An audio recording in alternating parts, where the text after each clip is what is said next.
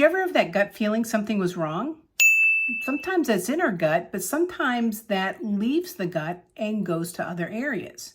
Well, what do I mean by that? The GI system, mouth, esophagus, stomach, small intestine, large intestine, and then out through the exit door of the rectum or anus, is primarily through you, but not in you. So it's kind of weird. Like, it's in me, but it's not in me. So the food passes through us. When we do the digestion, that starts really when we start chewing and swallowing, and it goes through the stomach. That's digestion level there with a lot of stomach acid and appropriateness there, into the small intestine where there's further breakdown of foods, and then through into the large intestine. Right there between the large and small intestine, there's a bunch of stringy stuff, and that's called the gut-associated lymphoid tissue, or GALT. And that's the connection that allows our gut to be connected to other parts of the body. That allows the gut-brain interface, the gut-skin interface, the gut immune system interface, the gut-joint interface, the gut-heart interface, and it goes on and on. Even the gut-emotions interface. Because there are certain foods that we know when we eat them, we feel kind of triggered with those.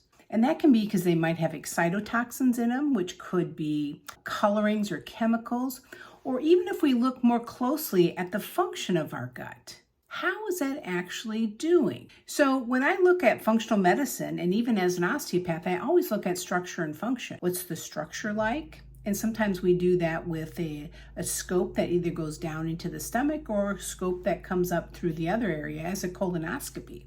But that area in between, that small intestine, it's hard to visualize that area. But we do have some testing where if we think we've got certain symptoms, we can reach into that area to see if the small intestine has a bacterial overgrowth. And what we also look at is the good guys, the good, the bad, and the ugly. So that would be the probiotics, maybe some opportunistic bacteria, and then certainly some bacteria that might not ought to be there, or even parasites. And we can identify those with functional testing. Well, is that a diagnosis? Not always. It can be just an indicator of health.